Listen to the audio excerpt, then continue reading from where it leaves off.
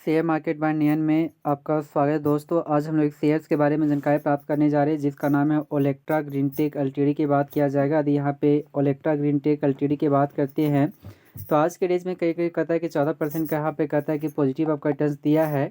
तो लास्ट में इस चैनल से बने रहिए, क्योंकि लास्ट में इसकी टारगेट प्राइस और स्टॉप लॉस की आपका बात किया जाएगा। उससे पहले कुछ हिस्ट्री के बारे में जानने का कोशिश करते हैं।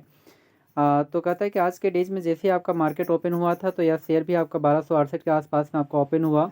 और हाई की यदि यहाँ पे बात करते हैं तो 1475 के आसपास से बनाया है। लो की यदि बात करते हैं तो 1265 के आसपास से बनाया है। यदि इसकी मार्केट कैप की बात करते हैं तो 11,000 करोड़ के आसपास में नज़र आती है। और पी रेशियो के यदि डाटा को चेक किया जाता तो कहता है कि पी रेशियो जो है इंडिकेट करता है 104 के आसपास में, अर्थात पी रेशियो बहुत ज़्यादा इंडिकेट कर रहा है। यदि लाभांश की यदि बात करते हैं तो लाभांश भी ठीक ठाक नज़र आती है, लेकिन लाभांश कुछ ज़्यादा होना चाहिए था।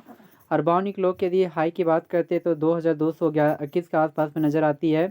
और बाउनिक लो की बात करते हैं तो 1265 के आसपास में नज़र आती है। यानी कुल मिलाकर डबल के आसपास में 80% के आसपास में रिटर्न दिया था। कुल मिलाकर कहा जाए तो 1 लाख का वैल्यू 1,80,000 के आसपास में जाने का कोशिश किया गया है।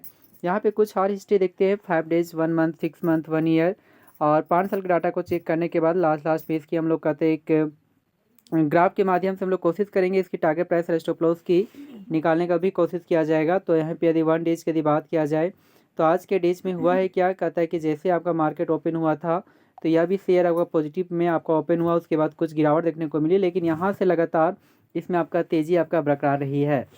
यदि वहीं पे बात करते हैं इसकी 5 डेज़ के डाटा को, तो 5 डेज़ में कुल मिलाकर जो रिटर्न्स देती है उतनी अच्छी तो रिटर्न्स देखने को नहीं मिलती है, जिसमें कहता है कि कुल मिलाकर आधा % के आसपास में रिटर्न से देखने को मिल रही है।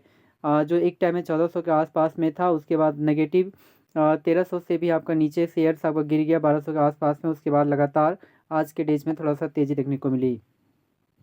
यदि वहीं पे कहता है कि 1 मंथ के डाटा को चेक किया जाए तो 1 मंथ में कुल मिलाकर जो रिटर्न जो देता है वो भी नेगेटिव रिटर्न्स है। 10% के आसपास में नेगेटिव रिटर्न्स देखने को मिलती है, जो एक टाइम में 1600 के आसपास में था। उसके बाद यह गिरकर शेयर करीब कहता है कि 1300 के आसपास में आने का कोशिश किया गया, लेकिन वहाँ से फिर पुनः आपका रिकवरी देखने को मिली है। और 6 मंथ का भी परफॉर्मेंस उतना बैडली है, अच्छी नहीं रही है। मार्केट ऐसे भी 6 मंथ में चला नहीं है, जो एक टाइम में 1800 के आसपास में था। काफ़ी करेक्शन यहाँ देखने को मिली, फिर करेक्शन, उसके बाद तेज़ी, फिर करेक्शन, तेज़ी, उसके बाद करेक्शन यहाँ पे देखने को मिली है। और यदि पे आज बात करते हैं 2025 का, यानी कि 1 जनवरी से बात करते हैं, तो उस समय भी आपका रिटर्न उतना अच्छा रहा नहीं। 4% का आपका नेगेटिव रिटर्न्स देखने को मिलती है, जो एक टाइम में 1500 के आसपास में था। जो काफ़ी आपका करेक्शन भी देखने को मिली, जो आपका करीब कहता है कि 1300 से भी नीचे चला गया। उसके बाद यहाँ पे थोड़ा सा ऊपर जाने का कोशिश किया गया है। यदि 1 साल के डाटा को चेक करते हैं तो 1 साल का भी परफॉर्मेंस उतना अच्छा रहा नहीं है, क्योंकि एक टाइम में यदि यहाँ पे बात करते हैं तो यह शेयर एक टाइम में कहता है कि 1500 के आसपास में था, जो चढ़कर आपका 2200 के आसपास में भी आने की कोशिश किया गया, लेकिन यहाँ से करेक्शन हुआ, फिर तेज़ी, और लगातार यहाँ से करेक्शन गिरावट देखने को मिली है। यदि वहीं पे 5 साल के डाटा को चेक करते तो 5 साल का परफॉर्मेंस काफ़ी ज़बरदस्त है, काफ़ी आपका अच्छा है, जो 500% के आसपास में देखने को मिल भी रही है। यहाँ पे देखने का कोशिश भी करते हैं कि इस शेयर में आपका क्या हुआ या नहीं हुआ है। तो यहाँ पे जब जानकारी इकट्ठा करते हैं तो यहाँ पे देख सकते हैं कि यह जो शेयर है करीब कहता है कि एक टाइम में 17 जनवरी 2020 में 178 के आसपास में था, और यहाँ से करीब 700% के आसपास रिटर्न तथा 1 लाख का वैल्यू 8 लाख के आसपास में जा पहुँचा है। बीच में करेक्शन देखने को मिली थी, कहता है कि 3 अप्रैल 2020 में 54 के आसपास में आने का कोशिश किया गया, बहुत टाइम तक सपाट बनाए रखा, फिर तेज़ी हुआ, और 19 मार्च 2021 में 211 के आसपास में, उसके बाद ज़्यादा यहाँ पे इंक्रीज हुआ, जो 775 के आसपास में भी जाने का कोशिश किया गया है। 10 दिसंबर 2021 में 775 के आसपास पाने की कोशिश किया गया, और उसके बाद वहाँ से जो करेक्शन देखने को मिली, यह गिरकर 24 फरवरी 2023 में यह गिरकर 479 के आसपास में जा पहुँचा। उसके बाद यहाँ से तेज़ी देखने को मिली, तेज़ी इतना ज़बरदस्त था कि 2000 के आसपास में भी जाने का कोशिश किया गया 9 फरवरी 2024 में, और उसके बाद यहाँ से कुछ करेक्शन देखने को मिली है। तो ऊपरी लेवल से यहाँ पे करेक्शन देखने को मिल रही है।